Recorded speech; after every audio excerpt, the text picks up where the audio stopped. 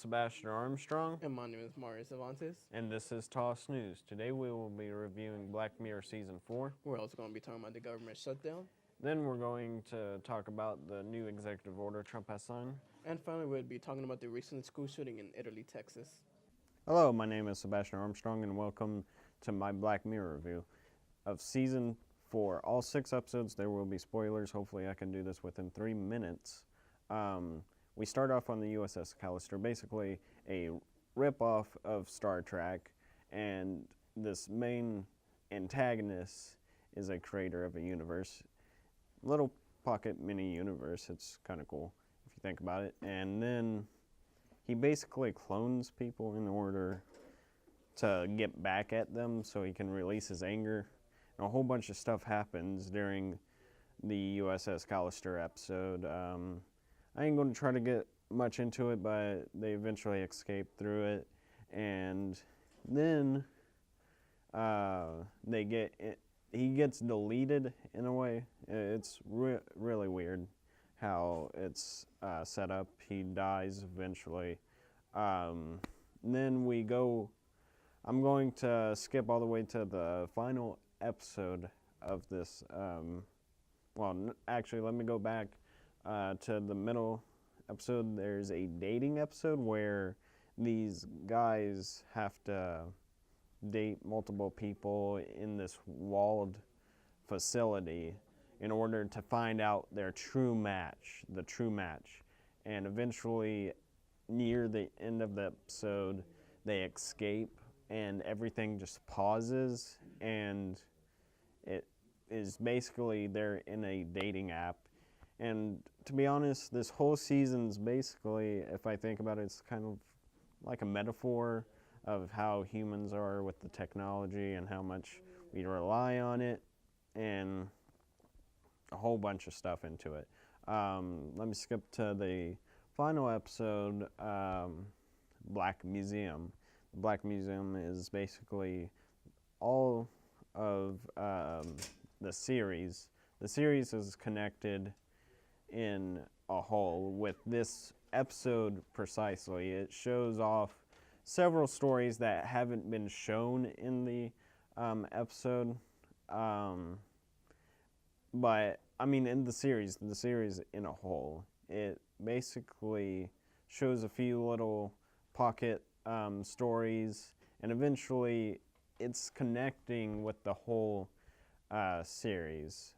But anyway, that's basically why I would give the season a 9 out of 10. Precisely because of how much it was a really good season. There's some things that draws it back a few episodes, but y'all should go watch it. It's mini spoilers here. Anyway, peace out, guys. Last week we had a government shutdown because Democrats wanted a deal for DACA, and also President Trump wanted a budget for the Mexico border wall. We have 2 interviews. Here they go. Hello, my name is Sebastian Armstrong, and this is Mr. Coursey, and we're talking about the government shutdown, and I'm going to ask him some interview questions. Why do you think the government has shut down?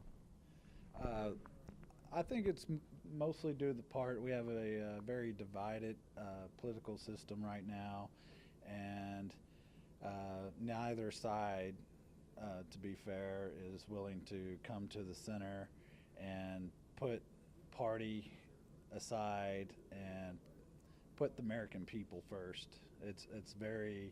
We have a very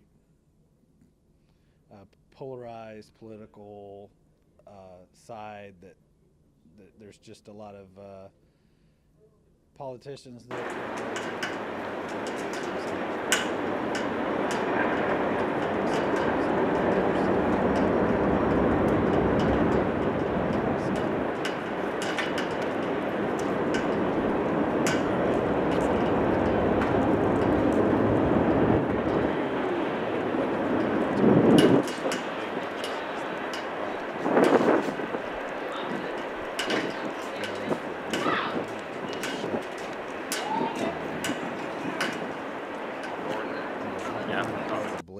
because the combined congressional support of the shutdown, 271 Republicans voted yes to pass the bill, and only 16 said no. So 95% support on the Republicans. But on the Democrat side, only 11 said yes, and 229 said no. That's only 5% of the bill being passed is on Democrats. So with 95% of Republicans supporting passing the bill that would have prevented the shutdown, I find it very hard statistically to believe that it would be called the Donald Trump shutdown. Well, they also are calling it the Schumer shutdown. Republicans are doing that. So what are your thoughts on that? Okay. Based on the data that I just provided in the previous question, the bill did not have anything that Democrats were against. They wanted to push a solution for DACA, which there needs to be a solution, but it doesn't have anything to do with our government spending, and the bill didn't have anything that the Democrats were against. They just wanted to politicize this opportunity, which it backfired because the very next Monday the government reopened and they came with a temporary solution, but we're probably pretty soon going to have to come to the table and come with a good solution. What are your thoughts on DACA? I think it's a very complicated issue. If you think back to when it started, Barack Obama passed an executive order, which earlier in his presidency he said was unconstitutional for him to do it, but he ended up doing it. He had a Democrat Congress at the beginning of his term, and he could have passed anything he wanted. So I think he's just trying to get political points to get the Democrats rallied up for a compassionate issue that I honestly don't think that most of them politicians really are in their heart believe what they're doing. They're doing it for political points, because every one of them, if you look at speeches from 6 years ago, 10 years ago, 15 years ago, they have the same talking points Republicans have. And it's sad that they're using American people and immigrants and immigrant children as pawns to cause division and win political points, when I don't think there's really many of them on both parties that truly care about the welfare of people. Well, that's all the questions I have for you today, and hopefully it went well. All right. Thank you. Hello, my name is Sebastian Armstrong, and I'm with Mr. McCoy for the government shutdown questions. Why do you think the government has shut down? The government shutdown that was caused last week was because the parties in this country are so divided in their political opinions that they can't seem to find a common ground. And the biggest issue last week was over DACA. Okay. What are your thoughts on Democrats calling this a Trump shutdown?